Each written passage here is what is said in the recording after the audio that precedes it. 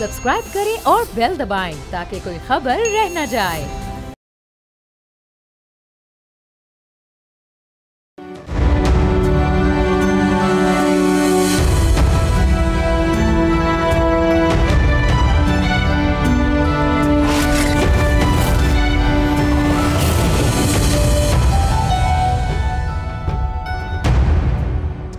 PTI के लिए आइंदा चंद दिन अहमियत इख्तियार कर चुके हैं। हर गुजरे दिन के साथ मौजूदा सेटअप मजबूत से मजबूत तर हो रहा है, जबकि पीटीआई को पे दर पे झटकों का सामना है। चंद दिन पहले आईनी बेंच का फैसला आया, जिसके नतीजे में मखसूस नशिस्तों से हाथ धोना पड़ा और पार्टी की पार्लिमानी हैसियत खत्म हो गई। फिर 4 हाई कोर्ट्स में मुस्तकिल चीफ जस्टिस की तैनाती ने एक नया सिलसिला मुतारिफ करा दिया और अदालती निज़ाम अपने तकमील को पहुंचा, जिसकी वजह से पार्टी की मायूसी में मजीद इजाफा हुआ। अब हुकूमत को 2/3 अक्सरियत हासिल हो गई है, तो पीटीआई को एक और खदशा लाहक हो गया है। जी हाँ, ये खदशा है 27वीं तरमीम का। इमरान खान का कहना है कि 26वीं तरमीम के बाद 27वीं तरमीम लाना बादशाहत डिक्लेयर करने के मुतरादिफ होगा। अभी यही बातें चल रही थी कि खैबर पख्तूनख्वा हुकूमत के खिलाफ तहरीक अदम एतमाद का मामला जोर पकड़ना शुरू हो गया। इस हवाले से वज़ीर आज़म की गवर्नर केपी और एएनपी के रहनुमा एमल वली खान से मुलाकात को अहम करार दिया गया, लेकिन एएनपी ने तहरीक अदम एतमाद का हिस्सा बनने से इनकार कर दिया। दूसरी तरफ पार्टी के हिमायत याफ्ता कई आज़ाद अरकान के हवाले से खबरें हैं कि वो दाएँ बाएँ देखना शुरू हो गए हैं। इस सूरत हाल में वज़ीर आला खैबर पख्तूनख्वा अली अमीन गंडापुर ने रियासती इदारों को खुला चैलेंज दे दिया है। उनका कहना है कि अगर हमारी हुकूमत गिरा दी तो सियासत छोड़ दूंगा। देखना है कि वज़ीर आला खैबर पख्तूनख्वा के इस एतमाद के पीछे क्या वजह है। क्या इसके मुखातिब यानी इससे मुराद पार्टी के अंदर या पार्टी के बाहर के लोग हैं, ये देखना अहम होगा, क्योंकि JUI ने रिपोर्टेडली इमरान खान से रब्ता करके ताउन के बदले अली अमीन को तब्दील करने की शर्त रखी है। लेकिन इन हालात में सबसे ज़्यादा मायूस लाहौर जेल में कैद पीटीआई के रहनुमा हैं, जिनकी हिम्मत जवाब देने लगी है। इन 5 रहनुमाओं ने पार्टी को हुकूमत से मुज़ाकरात का मशवरा दिया है, जबकि इमरान खान ने इस ऑप्शन को मुस्तरद किया और एहतजाज की कॉल दी है। क्या पीटीआई के मुस्तकबिल के लिए फैसला कुन वक्त आ पहुंचा है? आप देख रहे हैं बोल आदिल अब्बासी के साथ। इसी पर बात करने के लिए मेरे साथ मौजूद हैं सीनियर सहाफ़ी तजज़ियाकार हसन अयूब साहब, अतर काज़मी साहब। आप दोनों का बहुत शुक्रिया। बज़ाहिर जो सिचुएशन इस वक्त बन चुकी है वो इंतहाई दिलचस्प है। ये एक उस मोड़ पर अब मामला आ गया है जहाँ पर ये फैसला होना है कि पीटीआई की सियासत सरवाइव करती है या नहीं करती, क्योंकि डायलॉग भी करना है, बात भी करनी है, कन्फ्रंटेशन भी करनी है, दोनों चीज़ें साइमल्टेनियसली चलाई जा रही हैं, लेकिन आउटकम वो नहीं मिल रहा जो पीटीआई चाहती थी। तो अब आगे क्या होगा, इस पर बात करेंगे। मुझे ये बताइएगा अतर काज़मी साहब कि बज़ाहिर कोई रास्ता नहीं दिखाई देता सिवाय जो एक प्राइम मिनिस्टर की ऑफ़र है इस वक्त पीटीआई के पास। क्या आपके ख्याल में पीटीआई के पास फाइनल डिसीजन लेने की घड़ी आ गई? देखिए, टू बी ऑनेस्ट मैं नहीं समझता कोई फाइनल डिसीजन उन्होंने लेना है और उनकी सियासत कोई ख़त्म हो जाएगी। ये बातें तो हम 3 साल से सुन रहे हैं। आज भी इमरान खान साहब हुकूमत के साथ बैठने के लिए तैयार नहीं है, लेकिन अच्छी बात है अगर वज़ीर आज़म साहब ऑफर कर रहे हैं बातचीत की, लेकिन वज़ीर आज़म के हाथ में कितना इख्तियार है? वज़ीर दिफा कहता है ये तो हाइब्रिड निज़ाम है और इस निज़ाम के अंदर तो हमारे पास उतना इख्तियार नहीं है। तो फिर वो ये देखना ना कि मुज़ाकरात में कौन कौन ऑन बोर्ड है, उसके नतीजे में क्या होगा। तो जो सूरत हाल है उसके अंदर तो देखें ना हुकूमत की ज़रूरत भी है कि पीटीआई से बातचीत की जाए। अगर पीटीआई की सियासत ख़त्म हो रही है, पीटीआई के लिए फाइनल मरहला आ गया है, पीटीआई बस निस्तो नाबूद हो जाएगी सियासी तौर पर, तो फिर हुकूमत क्यों उनको ऑलिव ब्रांच दे रही है, क्यों उनको ऑक्सीजन दे रही है मुज़ाकरात की? अच्छा अतर काज़मी साहब, देखें 2 एग्जाम्पल्स हमारे सामने है ना। एक मैं पहले ये जो इस वक्त सिचुएशन है इसको एनालाइज करने के लिए ये समझना पड़ेगा कि पाकिस्तान में पॉलिटिकल पार्टीज़ ने सरवाइव कैसे किया। एमक्यूएम की मिसाल एक ताज़ा मिसाल है कि बड़ी ताकत थी, शहर बंद कर देते थे एक कॉल पे, उनके पास वायलेंस का ऑप्शन भी था, उनके पास हर तरह के विंग्स मौजूद थे, लेकिन उस एक्सरसाइज को पावर को एक्सरसाइज कर करके उन्होंने अपनी पार्टी का ये हाल कर लिया कि उसके फिर कई ग्रुप्स बन गए, और अब जो वो ग्रुप्स बन गए तो उनकी पावर वो पावर नहीं है। पीटीआई का सरवाइव करना और चीज़ है, but with full swing and power survive करना कोई और चीज़ है। पॉलिटिक्स का रह जाना वो तो आज भी एमक्यूएम पार्लिमानी सियासत के अंदर मौजूद है, लेकिन उस पावर से, उस शदोमत के साथ मौजूद नहीं है। सो क्या इस सियासत के अंदाज से आपको लगता है कि वो अपनी पावर कॉम्प्रोमाइज़ कर रहे हैं, बार बार एग्जॉस्ट कर रहे हैं अपने लोगों को एहतजाज की कॉल देना और ये सब कुछ करना, और फिर आपको नहीं लगता कि इससे उनकी सियासत को नुकसान होगा जिस पेस पर वो चल रहे हैं? देखिए, बहुत सारे ऐसे सियासी फैसले हैं जिनके ऊपर तनकीद हो सकती है, हो सकता है उससे उनको सियासी नुकसान भी हुआ हो, लेकिन पीटीआई और एमक्यूएम दो कंप्लीटली डिफरेंट ग्रुप्स हैं। एक आपका एक प्रेशर ग्रुप है। पीटीआई की गिलगित बल्तिस्तान में हुकूमत थी, आजाद कश्मीर में हुकूमत थी, गुज़श्ता इलेक्शंस में सबसे ज्यादा उनको वोट पड़ा। ये तो मखसूस नशिस्तें बांट के दीगर सियासी जमातों को अभी सीटें ज्यादा दिलवाई गई हैं, अभी भी सबसे ज्यादा एमएनए उनके हैं। तो एमक्यूएम तो कभी भी इस पोजीशन में नहीं रही। एमक्यूएम तो सिंध के अर्बन एरियाज की एक जमात है, उसका वजूद कैसे आया वो भी सबके सामने। एक बात आप जो बात कर रहे हैं, नेशनल लेवल पर होना, सियासी जमात होना, उसकी टेंटिकल्स होना, उसकी रूट्स होना इज समथिंग एल्स। मैं बात कर रहा हूं उस पावर की, क्योंकि जो एमक्यूएम की डायनामिक्स को समझते हैं उनको पता है कि कराची के अंदर या सिंध की पॉलिटिक्स के अंदर एमक्यूएम की पावर किस लेवल की थी। एमक्यूएम कराची पूरे का पूरा स्वीप करता था, हैदराबाद स्वीप करता था।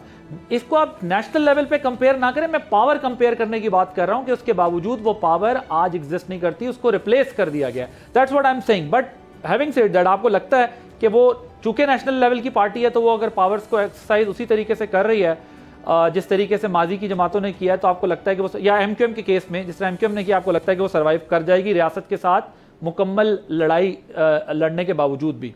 हसन अयूब साहब, आपको क्या लगता है कि छोटी सी चीज करो, देखिए एमक्यूएम जो है बंदूक के जोर पे ठप्पे लगाती थी, इस पीटीआई तो बंदूक के खिलाफ इलेक्शन लड़के जीत के आई है, पूरी जमात रूपोश थी। तो कंपेयर करना ये बनता ही नहीं। एमक्यूएम के कोई टारगेट किलर्स थे, सारी दुनिया को पता है कि आप पीटीआई के टारगेट किलर्स हैं, क्या पीटीआई बता खाती है। पीटीआई के तो लोगों के साथ जो कुछ हो रहा है वो कंप्लीटली डिफरेंट है। अच्छा देखिए, इसमें तो ये बड़ी दिलचस्प डिबेट है, ये आगे जाती जाएगी। हसन अयूब साहब की बारी ना रह जाए, मेरे दोस्त हैं, बड़े पेशेंस के साथ सुन रहे हैं। बात ये है कि एमक्यूएम की, लेकिन ये भी हकीकत है कि पीटीआई को बनाने वाले भी वही लोग हैं जिन्होंने एमक्यूएम बनाई थी या दीगर जमातें बनाते हैं। पीटीआई बंदूक नहीं चला रही, लेकिन ट्रोलिंग करके, गालियां देके, तकरीबन लोगों की इज्जत नफ्स का तमाशा बना के वही काम कर रही है जो कि दूसरी साइड से होता था। तीसरी बात यह है कि देखिए, बात आज जहां पहुंच चुकी है वहां पर 9 मई को भी शामिल कर लें आप कराची के कॉन्टेक्स्ट को तो देख रहे हैं, लेकिन मुल्की लेवल पर मिलिट्री इंस्टॉलेशंस के ऊपर अटैक हुआ और पीटीआई के लोग ये छोड़ के अलहदा हुए कई कि 9 मई हमने गलत किया। सो कंपैरिजंस हैं, ऐसा नहीं है कि कंपैरिजंस नहीं है, लेकिन ये डिबेट इतनी लंबी हो जाएगी कि एक मौजू सिर्फ यही रह जाएगा, बाकी के मौजू निकल जाएंगे। हसन अयूब साहब, योर टेक ऑन, बज़ाहिर क्या रास्ता आपको दिखाई देता है? वज़ीर आज़म की ऑफ़र जो है वो क्या पीटीआई के लिए लास्ट ऑप्शन है, या जिस तरह अतर काज़मी साहब कह रहे हैं कि कोई फ़र्क नहीं पड़ता, एक सियासी जमात है, उसके पास बहुत बड़ी स्पेस अभी भी मौजूद है और उसकी पूरे मुल्क में ब्रांचेज हैं, तो उसको कोई प्रॉब्लम नहीं होनी?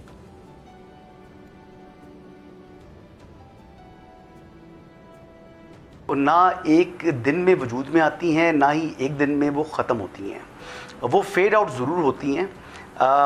मुस्लिम लीग काफ भी, परवेज़ मुशर्रफ साहब जब उनका इक़्तिदार गया तो ये नहीं हुआ कि जो इलेक्शन थे बेनज़ीर की शहादत के बाद 2008 में वो मुकम्मल सफाया नहीं हुआ, चंद सीटें फिर भी जो यानी मुस्लिम लीग काफ को मिल गई थी। तो आहिस्ता आहिस्ता, लेकिन उसके बाद जो है वो मज़ीद कमज़ोर सूरत हाल जो वो इख्तियार कर गई। तो पीटीआई का भी डाउनफॉल स्टार्ट है, लेकिन ये कहना कि जी अभी वो ख़त्म हो जाएगी, वो ख़त्म मुकम्मल तौर पर तो नहीं होगी, लेकिन अभी जो मौजूदा उसकी सूरत हाल है उसकी क्या पोजीशन है जी? उसकी पार्टी के अंदर खुद इत्तेफाक नहीं है, लोग एक दूसरे के साथ दस्तरों गिरेबान हैं। अब जो सूबाई सदर है उससे मुतल्लिक जो वज़ीर इत्तलात है सूबे का, वो उसको जो है वो उसकी तस्दीक करता है। जो सूबाई प्रेसिडेंट है उसका अपना डिप्टी कमिश्नर उसकी बात नहीं सुनता, इंतज़ामिया उसकी बात नहीं सुन रही, यहाँ तक कि तहसीलदार पटवारी तक जो है ना, वो जो प्रोविंशियल प्रेसिडेंट पाकिस्तान तहरीक इंसाफ है उसकी बात सुनते ही नहीं है जी, हालांकि वो पब्लिक अकाउंट कमेटी का चेयरमैन है। क्योंकि वज़ीर-ए-आला से उनकी नहीं बनती तो वज़ीर-ए-आला साहब ने जनाब इंतज़ामिया को हुक्म दिया हुआ है और बिल्कुल उनकी कोई हैसियत नहीं है।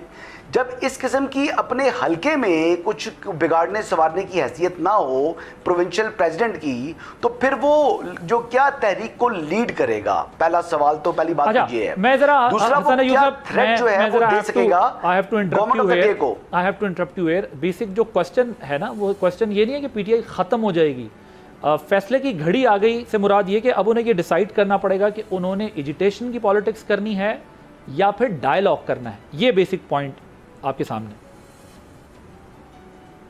सर उन्होंने ना इस टाइम एजिटेशन करनी है, ना उन्होंने डायलॉग करना है, उन्होंने आपस में लड़ना है। मेरी बात समझ नहीं रहे, वो खुद लड़ रहे हैं। वो हुकूमत के लिए थ्रेट तब होंगे जब उनकी सफ़ों में इत्तेफाक होगा। आप कल देख लें कि वो जुनैद अकबर साहब बैठे हुए थे, अली अमीन गंडापुर साहब दोनों जो है वो बैठकर प्रेस कॉन्फ्रेंस कर रहे थे, तो चेहरे देखते हैं उनके एक दूसरे की तरफ, तो जो है ना वो नॉर्मल चेहरे के साथ देख नहीं सकते, एक दूसरे को बर्दाश्त नहीं कर सकते, एक दूसरे को दिल में गालियाँ निकालते हैं, इवन के पब्लिकली एक दूसरे को बुरा भला कहते हैं। तो आप बात समझें, यानी उनकी अपनी सफ़ों में इत्तेफाक नाम की चीज़ एग्जिस्ट नहीं करती। केपीके के अलावा जो पंजाब चैप्टर है वो तो पता नहीं किधर गायब हो गया है। सुलेमानी टोपी पहन ली है लोगों ने। आप ये कह रहे हैं कि पार्टी 4 लोग जेलों में हैं, बाकी लोग किधर हैं? इन अदर वे आप ये कह रहे हैं कि पार्टी कमज़ोर हो गई है, ये पार्टी क्या एजिटेशन करेगी और क्या डायलॉग करेगी इसकी अपनी कोई हालत नहीं, आप ये कह रहे हैं? सर आप ये देख लेना कि असद कैसर साहब अली अमीन गंडापुर को पसंद नहीं करते। आप ये देख लें शहराम तारकी जो है, आतिफ खान को देख लें, केपीके के अंदर जो लोग निकलते थे वो किधर हैं? आप बताएं किधर हैं? आप वो बताएं वो लोग क्यों सरफेस से जो है वो गायब हुए हैं? देखिए कुछ लोग तो गिरफ्तार हुए, चलो जो कोई रूपोश हुए हैं, रूपोश हुए हैं, ये लोग तो जो है वो अरकान असम्बली हैं, ये क्यों नहीं सामने आते? तो ये देखिए यहाँ पर जो है ना पीटीआई के अंदर जितने ज़िले हैं, हर ज़िलों के अंदर जो है इनके आपस में जो है लड़ाई पड़ी हुई है। ज़िलों को छोड़े शहरों के अंदर मसाइल हैं, सूबाई असम्बली की नशिस्त के अंदर भी ये हालात हैं, मुल्की सियासत पर जाएँ वहाँ पर ये हालात हैं, ये आपस में लड़ रहे हैं। और देखिए क्या खूबसूरत गुफ्तगू करते हैं अली अमीन गंडापुर, कितनी पार्लिमानी ज़ुबान इस्तेमाल करते हैं, क्या शाइस्तगी है, क्या वो कहते हैं कि वो शहद की तरह के जो है मीठे वो अल्फाज अदा करते हैं। यानी बड़ा फ़ख्र होता होगा इमरान खान साहब की चॉइस के ऊपर, उनके जो जितने भी फॉलोअर्स हैं, मतलब कितनी डिसेंट गुफ्तगू करते हैं। मैं मेरे ख्याल के मुताबिक जो अतर काज़मी साहब हैं वो भी इम्प्रेस हो चुके होंगे। मेरे से ट्यूशन क्लासेस भी अतर काज़मी साहब को लेनी चाहिए, इतनी पार्लिमानी जो ज़ुबान है वो सीखें वो भी जाकर। जी अतर काज़मी साहब वो कह रहे हैं आप मुतासिर हुए हैं उनकी शहद से मीठी बोली से? मैं तो इस सारे अरसे में अगर किसी से मुतासिर हुआ तो हसन अय्यूब साहब से मुतासिर हुआ, इनके अखलाक से मुतासिर हुआ, इनके जज्बे से मुतासिर हुआ, इनके तर्जीहों से, इनकी पेशन गोइयों से। इनकी पेशन गोई थी कि पीटीआई वाले 14-15 सीटें नहीं लेंगे, बल्ले के निशान के बगैर इंतहाई मुतासर कुन तरीके से उन्होंने जिस तरीके से इलेक्शन लड़ा वो सबके सामने। देखें जुबान कोई क्या इस्तेमाल कर रहा है उसके ऊपर यकीनन तनकीद हो सकती है, लेकिन इस वक्त जो मुल्क के अंदर हो रहा है, जो आइन के साथ किया जा रहा है कि आपकी हाई कोर्ट एक हुक्म देती है, आगे से पुलिस वाला कहता है जी मैंने तो हुक्म ही नहीं माना। नवाज शरीफ साहब के अपने वकील उस दिन मेरे साथ बैठे थे, हसन अय्यूब साहब भी बैठे थे, जहांगीर जदून साहब, वो ये कहते कि इस वक्त मुल्क में कोई ऐसी अदालत नहीं है जिससे कोई फैसला आए और अगर वो एग्जेक्टिव को पसंद आए और उस फैसले के ऊपर अमल दरामद हो जाए। क्या ये बद तहजीबी आपको नजर नहीं आती? क्या ये गैर शाइस्तगी आपको नजर नहीं आती कि जो आइन के साथ हो रहा है, जो लोगों के डेमोक्रेटिक राइट्स के साथ हो रहा है, अवाम भूखी मर रही है। आज ही गुजरांवाला में एक बंदे ने तेजाब खा के खुदकुशी कर ली, बिजली का बिल नहीं दे सकता, और पंजाब के वुजरा के आज जो है लीव अलाउंस जो है उसमें इजाफा कर दिया गया लाखों रुपए का। तो मसला ये है कि ये बद तहजीबी, ये गैर शाइस्तगी किसी को नजर नहीं आती है।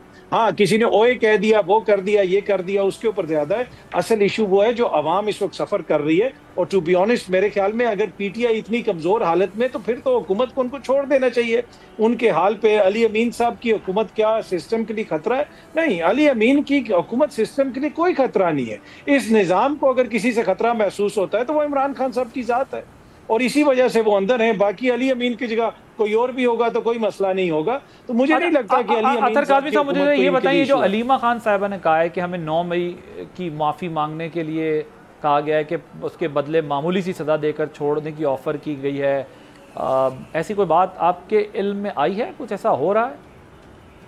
टू बी ऑनेस्ट मुझे नहीं पता, इस तरह की बातें तो काफी अरसा से आ रही हैं। हुकूमती दोस्त तो बरमला इस चीज का इजहार करते हैं कि माफी मांग ली जाए, दूसरी साइड से वो ये कहते हैं कि अदालती कमीशन कोई बनवा लें। तो मेरे ख्याल में अदालती कमीशन बन जाए और चीजें सामने आ जाएं तो बेहतर है। 9 मई को जो हुआ तो उसको तो कतन कोई इंडोर्स नहीं कर सकता ना। उसमें कैसे, अगर आपकी कोई सियासी ग्रीवियंस है तो आप GHQ पे या कोर कमांडर हाउस पे हमला करें, उसको कौन इंडोर्स कर सकता? तो यहाँ पे शुरू उसी तरह रिपोर्टिंग की जाती है जिस तरह इसराइल वाले गजा की रिपोर्टिंग करते हैं कि आज हमास ने पहला मिसाइल मारा। 9 मई से पहले जो आपने आइन तोड़ा, इलेक्शन नहीं करवाए, इमरान खान साहब को गोलियां तक लग गई, वो सारा सीक्वेंस आप भूल जाते हैं। आप आके जहां से वो इस सिलसिला शुरू हुआ वहां से सिलसिला शुरू कर देते। नहीं, ऐसा नहीं होगा। आपको इन कॉन्टेक्स्ट चीजों को देखना पड़ेगा। और अगर हमने मुल्क को आगे लेके चलना है तो फिर दोनों साइड की जिम्मेदारी है। ना इमरान खान साहब की जात मुल्क से बड़ी है, ना नवाज शरीफ साहब या जरदारी साहब या कोई और मोअज़्ज़ज़ शख्सियत। हमने मुल्क को आगे लेके चलना है और उसमें सबको अपना सियासी किरदार अदा करना पड़ेगा। ये चौधरी निसार साहब की मीडिएशन की खबरें जो चल रही हैं हसन अयूब साहब, इसमें कितनी सदाकत है?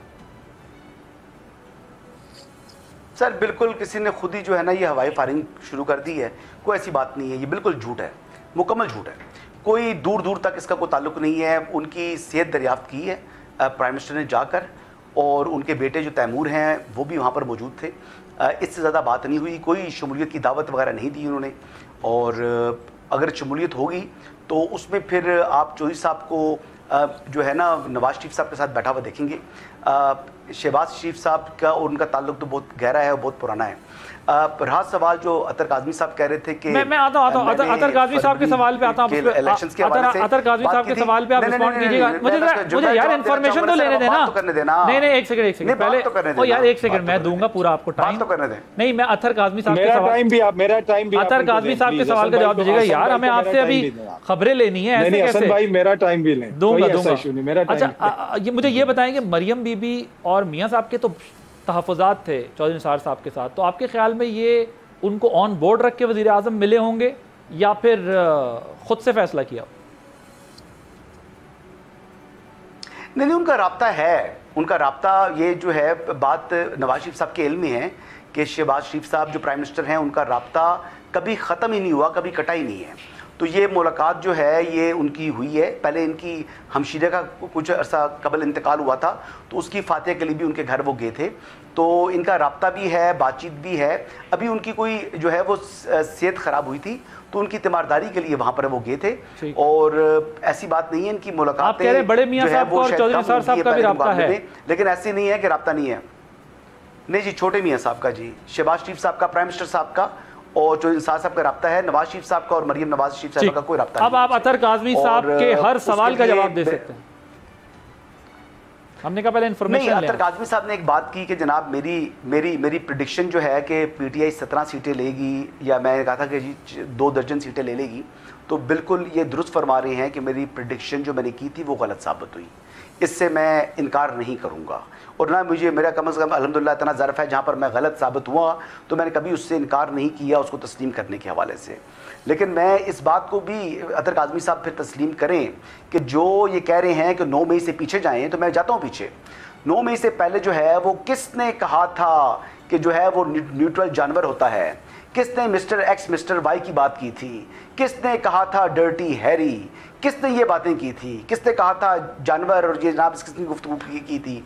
तो आप देखें, आप अपनी मर्जी के जो है ना वो बात पर ना जाएं। आप देखें कि पीछे सीक्वेंस क्या था। खुद जब प्राइम मिनिस्टर थे तब इमरान खान साहब कह रहे थे कि न्यूट्रल जो है वो जानवर होता है। तो मतलब इस किस्म की गुफ्तगू जब एक मुल्क का प्राइम मिनिस्टर करता रहा और फिर जब वो एक बड़ा लीडर बन चुका था, फिर उसने आर्मी चीफ के अपॉइंटमेंट के अंदर जिस किस्म का किरदार अदा किया, वो तमाम चीज़ें अतर काज़मी साहब उस पर आंखें बंद कर लेते हैं, तो बाकी चीज़ें इनको याद रहती हैं। तो देखें, जैसा करोगे वैसा भरोगे। तो बात यह है कि इस वक्त जब 9 मई उन्होंने किया, इससे हीनियस क्राइम क्या हो सकता है? जितना नुकसान उन्होंने पहुंचाया, पाकिस्तान को अंदरूनी तौर पर कमज़ोर करने की कोशिश की, पाकिस्तान की एक यानी डिसिप्लिन जो फौज है उसके अंदर जो है वो म्यूटनी कराने की कोशिश की, ये साजिश थी। एक बहुत बड़ा काम था जिसमें जो फौज ने सबसे पहले अपने लोगों का एहतसाब किया। सबसे पहले जनाब 3 स्टार से लेकर नीचे तक लोगों को जो है वो एहतसाब के अंदर लेकर आए हैं, उनको जो है सजाएं दी गई हैं। तो उसके बाद खुद एहतसाबी के बाद फिर वो रुख इस तरफ हुआ है। और बात यह है कि इसके ऊपर बड़ी तकलीफ है कि जनाब बड़ा जुल्म हो गया। भाई जुल्म नहीं हुआ, ये आपने जो किया है उसका कॉन्सिक्वेंस है। और इमरान खान के ऊपर जो पर्चे हो रहे हैं या अली अमीन गंडापुर के ऊपर जो पर्चे हुए हैं वो उन्होंने क्राइम जो है वो कमिट किए हैं। अब बात ये है कि एक उस टाइम थी सहूलतकारी, उस टाइम जो था ना एक दिमाग में एक नशा था ताकत का, उस टाइम जो है वो हुकूमत से बाहर होने के बावजूद भी एक नीचे से जो है ना एक आदमी को विंड मिल रही थी, एक जो है वो सहूलत मिल रही थी, एक लाइफ लाइन मिल रही थी। तो जनाब ये चीज़ें होती रही है ना। 25 मई को अदालत सुप्रीम कोर्ट के अंदर कमिट करने के बावजूद, ठीक है, आप जो जनाब यहाँ पर आगे सेंटोरस के सामने आपने H9 और G9 रुकना था, फिर आपने ग्रीन बेल्ट को लगा दी, आग लगा दी। आप जो करें तो जनाब ये पहली आग 9 मई को तो नहीं लगाई थी, 25 मई 1 साल पहले लगाई थी इन्होंने। तो ये इनका तर्ज अमल था जिसकी वजह से जब इनको काउंटर नहीं किया गया, इनको सजाएं नहीं मिली, तब जाके इन्होंने 9 मई किया ना। राइट, यहाँ पे एक ब्रेक लेंगे, ब्रेक के बाद जब वापस आएंगे तो इंतहाई दिलचस्प गुफ्तगू जारी है, इसको यहाँ से कंटिन्यू करेंगे।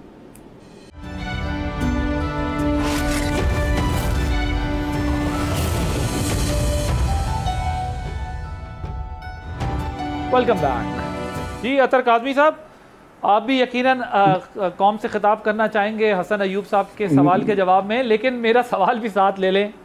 वो ये कि क्या ये जो असीर रहनुमाओं की जानिब से ख़त सामने आया है कि एक हैंड्स अप करने के मुतरादिफ है, क्या अब उनको हीट फील हो रही है कि जी बस करें यार, डायलॉग की तरफ जाएं? और ज़ाहिर है, टू बी ऑनेस्ट, बज़ाहिर तो उनको ये लग रहा होगा कि इमरान खान साहब अपने किसी न किसी बंदे के ज़रिए तो बहरहाल इस्टेब्लिशमेंट से राब्ते में हैं। कभी गंडापुर साहब की तरफ इशारा मिलता है, कभी बैरिस्टर गौर साहब की तरफ इशारा मिलता है, कभी और कई लोग हैं जिनका अभी टीवी पे नाम नहीं लिया जा सकता, बेचारे वो भी उसमें आ जाएंगे। सो क्या पार्टी को अब ये फील हो रहा है कि ये इस लड़ाई का कोई हल नहीं निकलना अगर हम सियासी जमातों के साथ बैठ के मसले का हल नहीं निकालते? देखिए, मैं बिल्कुल आपके सवाल का जवाब भी देता हूँ। और हसन साहब ने लेकिन तारीख की वो जो उन्होंने जो गुफ्तगू फरमाई है हसन भाई ने, और पूरी कौम को इनलाइटन किया उन्होंने। और रात को 8 बजे पूरी कौम तैयार बैठी हुई थी कि हसन अयूब साहब आएंगे और कौम से खिताब करेंगे। मसला ये है कि यहाँ पे सियासत तो उस दिन शुरू तो नहीं हुई जिस दिन अतर काज़मी साहब ने कोई कॉमेंट करना शुरू किया, या मेरे बड़े भाई या छोटे भाई जैसे भी हैं हसन अयूब साहब ने कुछ कहना शुरू किया। यहाँ पे ऑपोजिशन के अंदर क्या कुछ नहीं होता। ये त्यारा साजिश केस जो त्यारा अगवा हुआ था वो यूगोस्लाविया के आर्मी चीफ का था, वो एक मोज़ेज़ वज़ीर आज़म ने अगवा कर लिया था, वो किस मुल्क में हुआ था? तो मसला ये है कि यहाँ पे जब ऑपोजिशन में होते हैं हर कोई इस किस्म के बयानात देता रहता है जिसपे मैं भी इतराज़ कर सकता हूँ, हसन भाई भी इतराज़ कर सकते हैं। लेकिन बड़ा क्वेश्चन वही है कि एक तरफ जो है हम ये कह रहे हैं कि हमने निज़ाम को बेहतरी की तरफ लेके जाना है, इसलिए कि जब इमरान खान साहब के दौरे हुकूमत में वो सारी चीज़ें हो रही थी जो मौजूदा हुक्मरान कहते थे कि ये हाइब्रिड निज़ाम है, हमने इसको ख़त्म करना है। आज वज़ीर दिफा इंटरनेशनल मीडिया को इंटरव्यू देते हुए कहते हैं जी ये तो बड़ा बेहतरीन निज़ाम है क्योंकि ये हाइब्रिड निज़ाम है, 90 की दिहाई में शुरू हो जाना चाहिए था। तो फिर जहांगीर करामत को क्यों घर भेजा था मियाँ साहब ने? तो आपके ख्याल में क्या गिव अप कर रहे हैं वो लोग?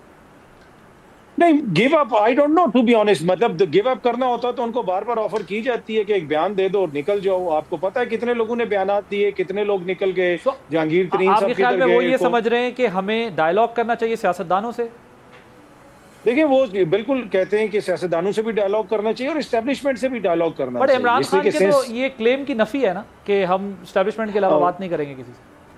जी, इमरान खान साहब का तो बिल्कुल वाज़ेह मौक़िफ़ है। अभी तक तो वो यही कहते हैं कि जी इस हुकूमत के पास कोई अथॉरिटी नहीं है, हम इस्टेब्लिशमेंट से बात करेंगे। आपको लगता है इससे इमरान खान पर प्रेशर आएगा, उन पर एक पार्टी का बर्डन आएगा, वो फील करेंगे? देखिए, अगर उसमें आदिल साहब अगर पार्टी बाहर होती ना और पार्टी बड़ी मुनज़्ज़म होती, इमरान खान साहब की रोज़ उनसे मुलाकातें हो रही होती तो एक डिफरेंट सिनारियो था। आजकल तो इमरान खान साहब की मुलाकात भी बड़ी मुश्किल से होती है, तो ऐसे माहौल में मुझे नहीं लगता कि वो कोई प्रेशर फील करेंगे। जिन्होंने उनको कैद रखा हुआ है रोज़ बहुत सारे पैगाम तो वो भी भिजवाते होंगे, कितना प्रेशर उन्होंने फील किया 2 साल में वो हमारे सामने ही। ओके, हसन अयूब साहब, आपके ख्याल में ये जो गंडापुर साहब चैलेंज कर रहे हैं कि किसी में हिम्मत है तो ज़रा मेरी हुकूमत गिरा के तो दिखाए, इस चैलेंज के पीछे क्या वजह है? इतने इस मजबूती और इस बहादुरी के पीछे वो कौन सा अलादीन का चिराग है कि वो कह रहे हैं कि गिरा के दिखाए, सियासत छोड़ दूंगा?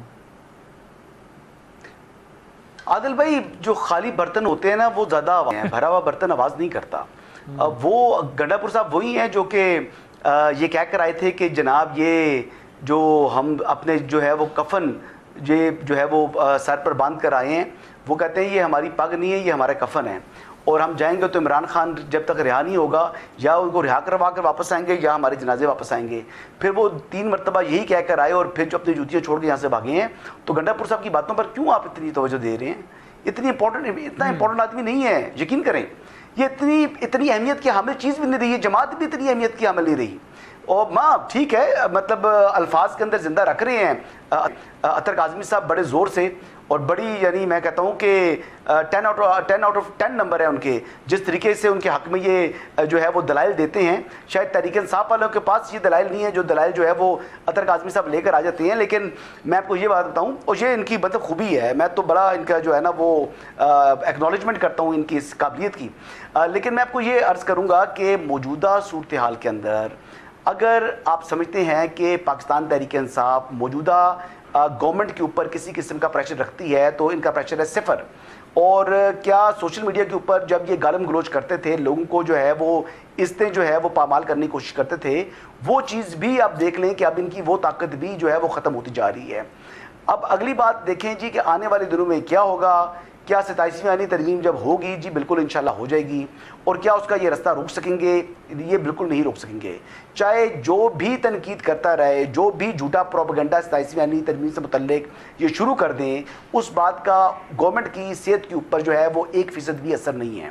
और जो उन्होंने करना है वो उम्मीद है कि आइंदा चंद माह में वो हो जाएगा। हसन अयूब साहब, आपकी क्या इंफॉर्मेशन है? ये 27वीं तरमीम में आखिरी बात करूंगा, 27वीं तरमीम में क्या है, आपकी क्या इंफॉर्मेशन है? सर जुडिशल रिफॉर्म्स हैं, लेकिन उससे पहले सेनेट के इलेक्शन होने हैं।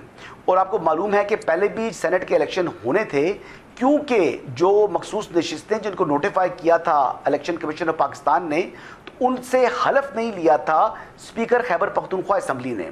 तो जिस वजह से सेनेट का इलेक्शन को मुलतवी करना पड़ा था इलेक्शन कमीशन ऑफ पाकिस्तान को।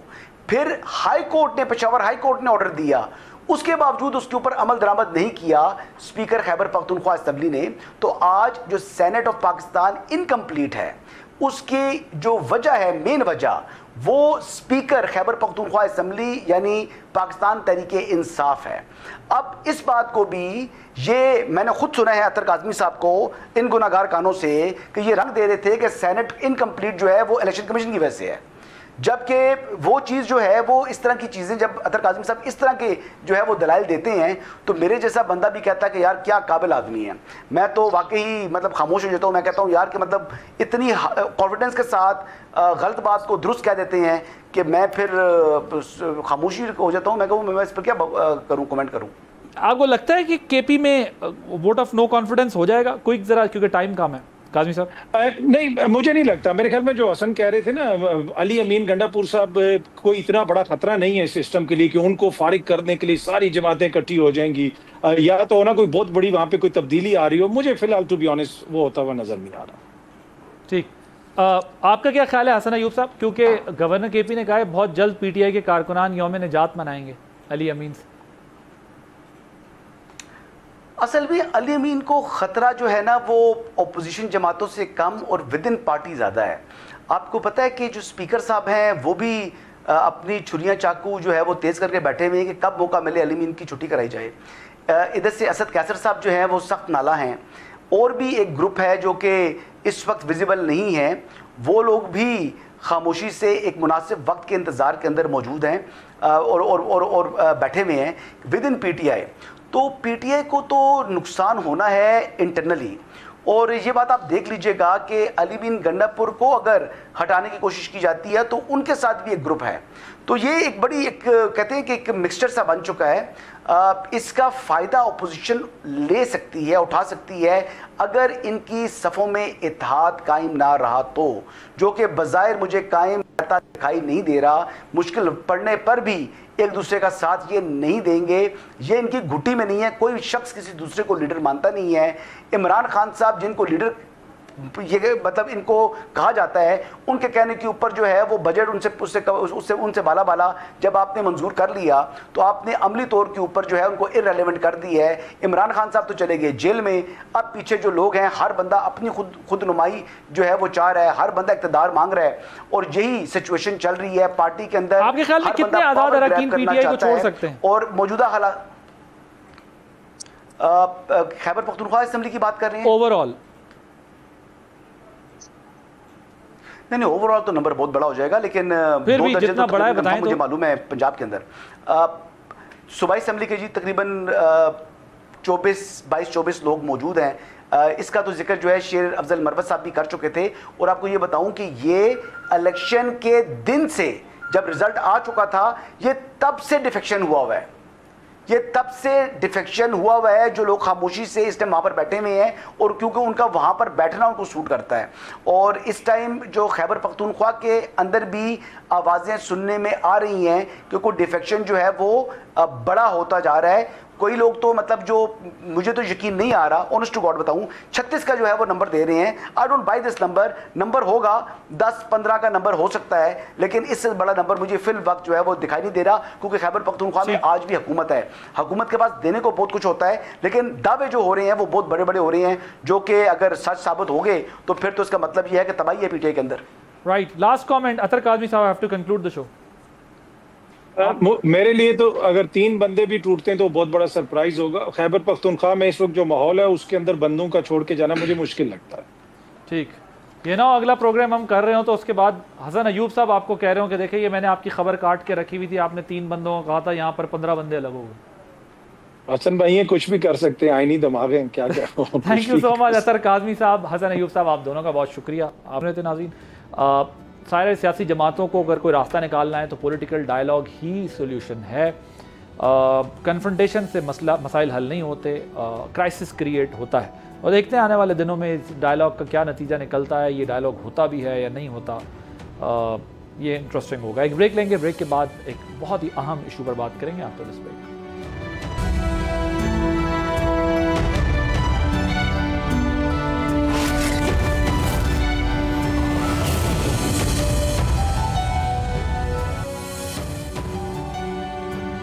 कहते हैं कि तारीख़ महज वाक़यात का रैंडम मजमुआ नहीं, बल्कि तारीख़ नज़रियात, उसूलों और इक़दार की कशमकश का नाम है, जो इंसानियत के सफ़र और उसके इज्तिमाई ज़मीर की तश्कील करते हैं।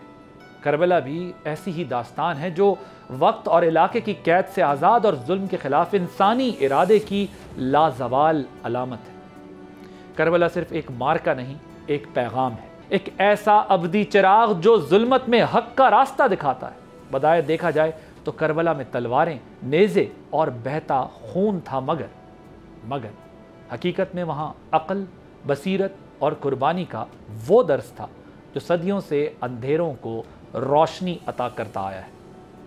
नाज़रीन, वाक़या करबला वो आईना है जिसमें हर दौर की इंसानियत अपना चेहरा देख सकती है और पहचान सकती है कि हक़ क्या है और बातिल कौन है। इमाम हुसैन अलैहिस्सलाम ने हमें सिखाया कि जब बातिल हक़ का लिबादा ओढ़ ले, जब जालिम ख़ुद को मसीहा कहलाने लगे, तो वहाँ खामोशी गुनाह और कुर्बानी फ़र्ज़ बन जाती है।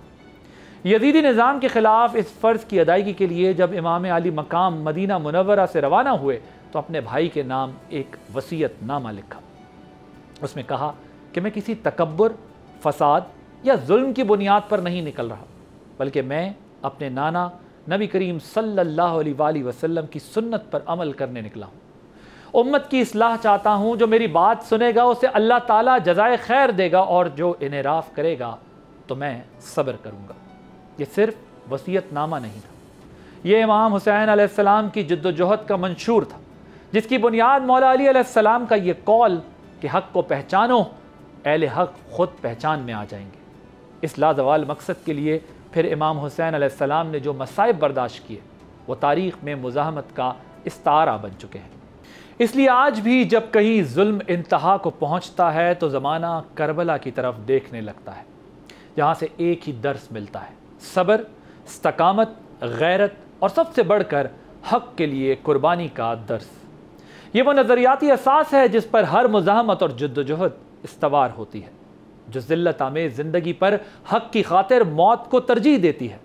लेकिन करबला की मिरास महज मैदान जंग में कुर्बानी पेश करने तक महदूद नहीं, बल्कि उसका एक और कलीदी और शायद सबसे अहम ताकतवर पहलू वो किरदार है जो जंग के ख़ात्मे के बाद बीबी ज़ैनब सलामुल्लाह अलैहा और हज़रत इमाम ज़ैनुल आबिदीन ने अदा किया, जिनके खुतबों से कूफा और शाम में यजीदी फतह का जश्न मातम में बदल गया। इन अजीम हस्तियों ने जुल्म के बयानिए को शिकस्त फाश दी, हक की आवाज़ को तारीख के सफ़हात में हमेशा के लिए महफूज कर दिया और ये साबित किया कि फ़ातेह वो नहीं होता जो तलवार से सर कलम करता है, बल्कि फ़ातेह वो है जिसका नज़रिया और सच्चाई ज़िंदा रहे। यह आफाकी पैगाम किसी एक मज़हब, मसलक या कौम तक महदूद नहीं, इसे गांधी से लेकर चार्ल्स डिकेंस तक दुनिया भर के गैर मुस्लिम फ़िलासफ़र ने भी इंसाफ की महराज करार दिया है, जिसका मरकज़ी ख्याल ये है कि जब जुल्म अपनी इंतहा को पहुँच जाए तो मज़लूम की इस्तकामत, उसका सब्र और उसकी कुर्बानी ही सबसे बड़ा और फैसला कुन हथियार बन जाती है। इसलिए जब तक इस दुनिया में हक़ को बातिल की कशमकश बाकी है, इस्तकामत और मुज़ाहमत की यह दास्तान जारी रहेगी और बिला रंग व मज़हब जारी रहेगी। क्या सिर्फ मुसलमान के प्यारे हैं हुसैन? चरखे नूए बशर के तारे हैं हुसैन। इंसान को बेदार तो हो लेने दो, हर कौम पुकारेगी हमारे हैं हुसैन।